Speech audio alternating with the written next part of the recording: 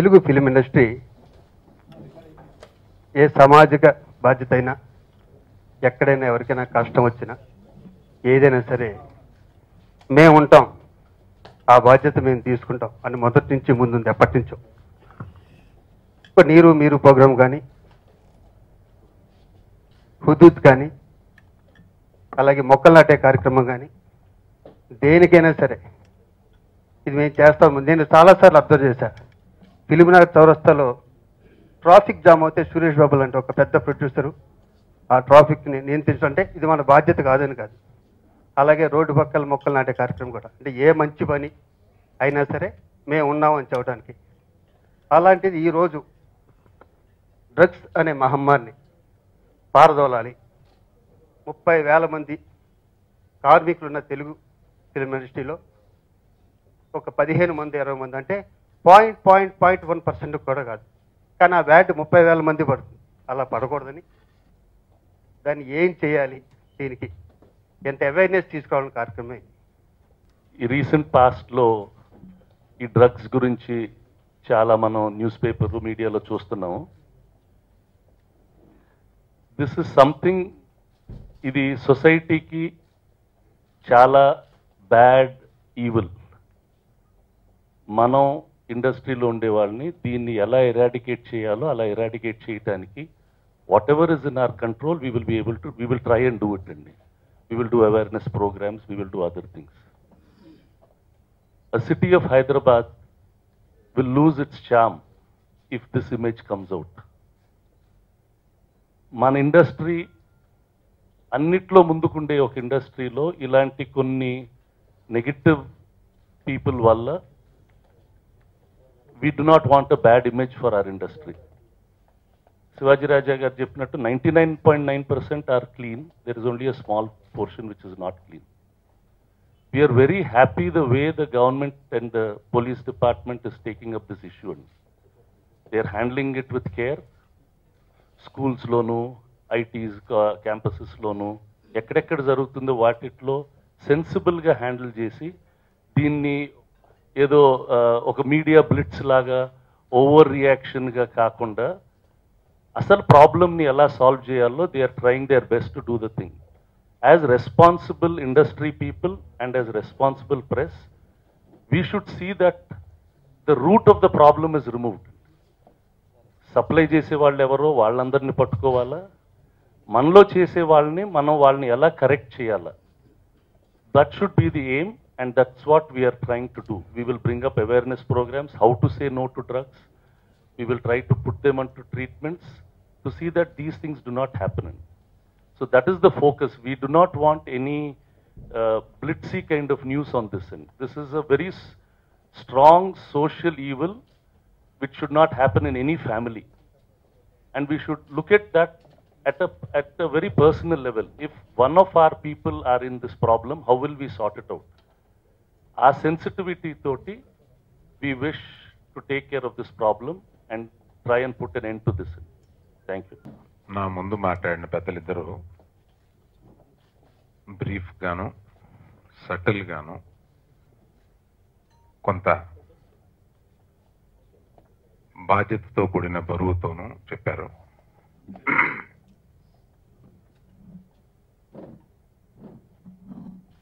మనం మన సిటీ, మన రాష్ట్రం, మన పిల్లలు ఉండబోయే ఈ చోటు క్లీన్గా ఉండాలని మనం అందరూ అనుకోవడం సహజం, ధర్మం, మన బాధ్యత, మన హక్కు.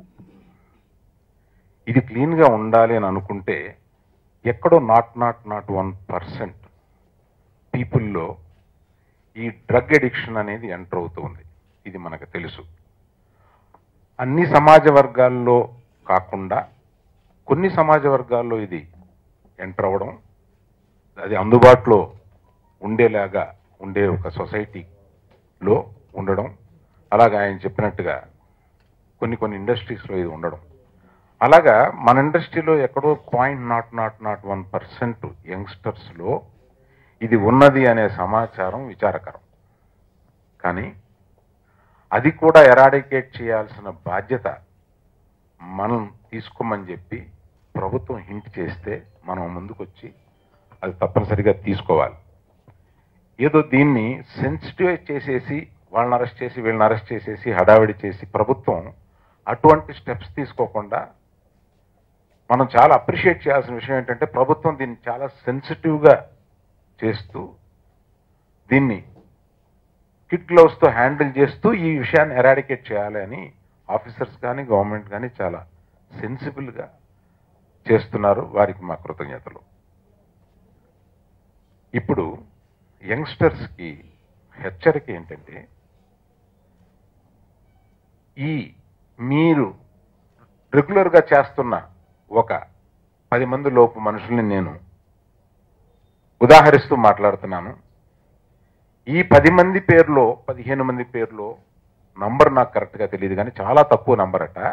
ఇది పూర్తిగా ప్రభుత్వం చేతిలో ఉంది, ట్రాక్ చేస్తున్నారు. మీరు ఎప్పటికైనా అది ఆపకపోతే బాధ్యత వహించాల్సి ఉంటుంది. దానివల్ల ఫిల్మ్ ఇండస్ట్రీకి, మీరు భోంచేసే ఇండస్ట్రీకి ఎంత బ్యాడ్ నేమ్ వస్తుందో మీరు ఆలోచించుకోండి. బ్యాడ్ నేమ్ వదిలేయండి, మీ ఫ్యామిలీకి మీరు ఏం చేస్తున్నారు, మీ జీవితాలకి మీరు ఏం చేస్తున్నారు. ఇది ఏమిటంటే యంగ్స్టర్స్ ఒక ఎంతూజియాజం తోటి, అంటే మొదటిసారి ఇంక్విజిటివ్నెస్, ఇది ఎలా ఉంటుంది అని టేస్ట్ చేద్దాం అని బయలుదేరతారు. పొరపాటున ఆ టేస్ట్ చేద్దామన్న ఒకసారే మీరు జీవితం నాశనం చేసుకునే రేంజ్కి ఒక దీంట్లో ఇరుక్కుపోవడం, ఒక ప్రయాణంలో జరిగిపోవడము జరుగుద్ది. ఒక్కసారి కూడా ప్రయత్నించకుండా ఉండడం అనేదే ఉత్తమం. ఇందులో నేను ఒకసారి ఒక బాంబేలో ఉన్న ఒక యంగ్స్టర్తో మాట్లాడుతూ, ఎలాగా అంటే to want the other youngsters in the family ఎలాగ జరుగుతూ ఉంటుంది బాబు అని ప్రశ్నిస్తే, ఇది చాలా ముఖ్యం అండి, youngsters have to listen to this. Rave parties జరుగుతూ ఉంటాయి. అంటే మామూలుగా జనరల్గా 100 మంది పార్టీస్ జరుగుతూ ఉంటాయి. ఇందులో ఒక 4, 5, 6 సపరేట్ అయ్యి విడిగా వెళ్ళిపోతారు. విడిగా వెళ్ళిపోయి ఒక రూమ్లోకో, ఒక బెడ్రూమ్లోకో, ఒక హాల్లో, ఒక కార్నర్లోకి వెళ్ళిపోయి ఈ డ్రగ్ని సేవిస్తారనమాట రకరకాలుగా. ఆ తర్వాత వచ్చి జనరల్గా ఇంట్లో కలుస్తారు. ఈ ఇంక్విజిటివ్ ఉన్న వాళ్ళని ఒకళ్ళిద్దరిని ఇందులోకి రాగడానికి ట్రై చేస్తూ ఉంటారు.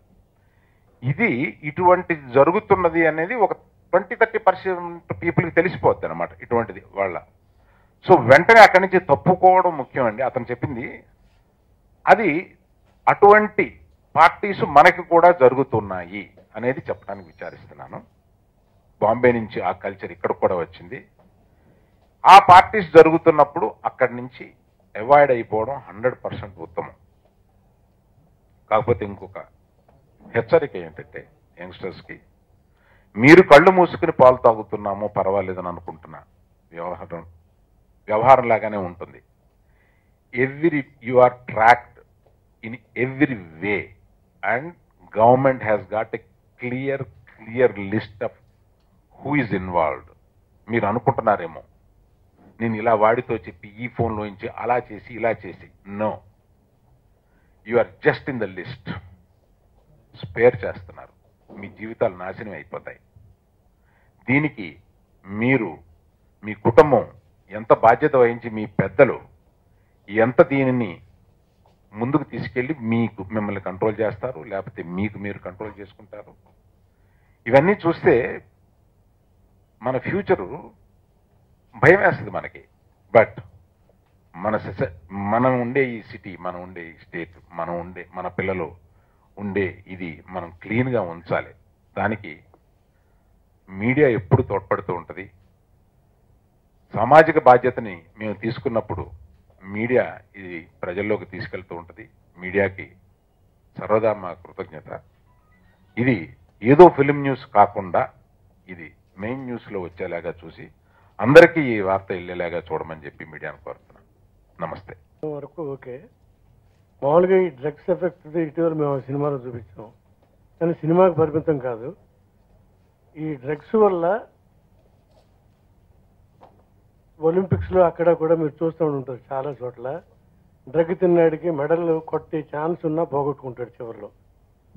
అంటే ఈ జాడ్యం, ఈ రోగం ఇక్కడితో పోదు, అది ఎక్కడో ఆయన పీడిస్తూ చివరిదా తీసుకెళ్ళి భవిష్యత్తుని నాశనం చేస్తుంది.